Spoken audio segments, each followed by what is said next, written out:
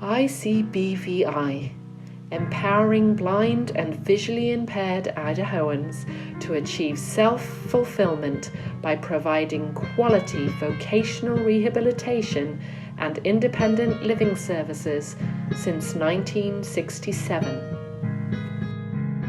Activities of daily living.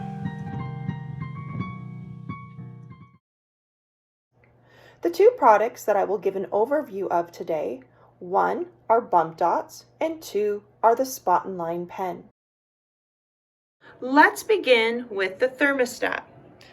Please note that every thermostat is different, but there are some common things with each one.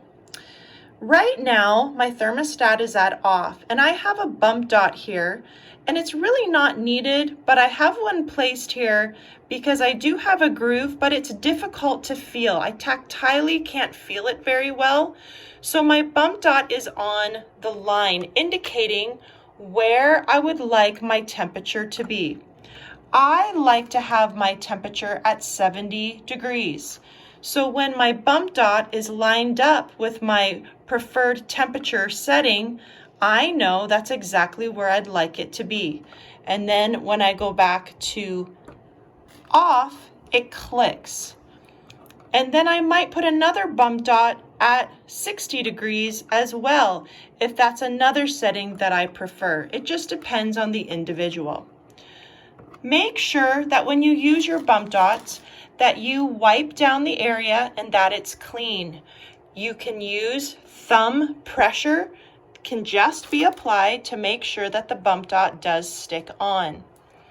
With the Spot and Line pen, it serves the same purpose as the bump dots. The lid is taken off and the paint is put on the particular area that you would like to have for indication. For example, for me in this video, I would go ahead and put the Spot and Line pen where the 70 degrees is at. You can use symbols or dots or lines, whatever you prefer. The use of bump dots on a remote for a television. On my particular remote, and each remote is very different, I made the decision to put the bump dot on the on-off button, as well as a button that I normally use, which is my Netflix button. One thing to note, I can feel very easily the volume setting. It's indented here, and so I have chosen not to put bump dots on here. But again, it's up to the individual on what they prefer and what settings are most comfortable for them for the use of bump dots. I do not recommend the Spot and Line pen for the remote because it could have a possibility of seeping into the sides of the buttons. But bump dots in this case are very helpful and useful.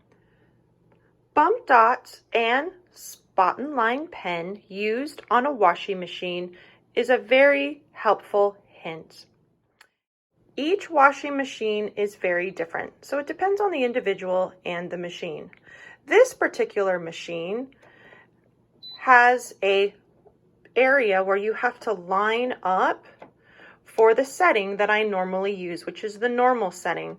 So I've placed a bump dot to where I can line it up on my normal setting.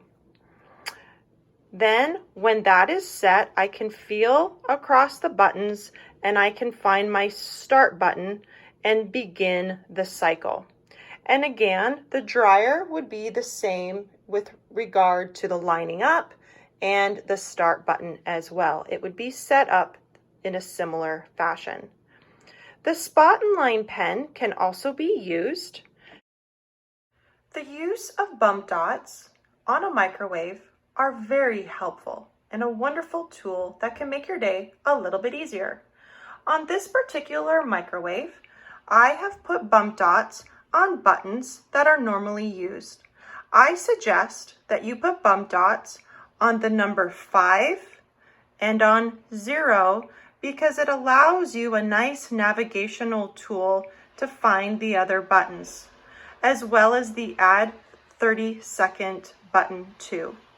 Another helpful button would be the cancel or the off. That is helpful as well because it clears everything out and allows you then to start over. If you prefer popcorn or other buttons that you normally warm up, then I would put a bump dot on those particular buttons. With the dial on my particular stove, I made the decision to put the bump dots on the medium setting, which is directly underneath the off button. Then, if I feel all the way around, the low setting is indicated by my bump dot, and I can go back to the medium setting. If I take the dial all the way back to off, it clicks and indicates that the oven, the stovetop, is off. If I use the spot and line pen, then what I would do instead of bump dots, I would clean the area and I would take the cap off and put the paint where I would prefer. Again, it needs to dry overnight. Moving over to the dial with the oven. 350 degrees is a very common setting for baking. So in this particular setting, the dial, I have made the decision to put a bump dot at the off button. And the reason for that, it will very easily show me where 350 degrees is and where I would like that set because it lines up.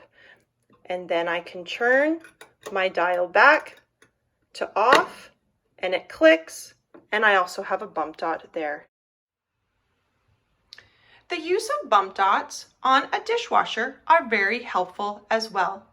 Each dishwasher is different, and you will want to place your bump dots on buttons that you normally use for your settings. On this particular dishwasher, I have placed the bump dot on the off dial. There's a little bit of an indentation, which allows me to line up to the start button. That way, I can go over to the side and feel tactilely my normal wash cycle. Again, it depends on what button you normally use.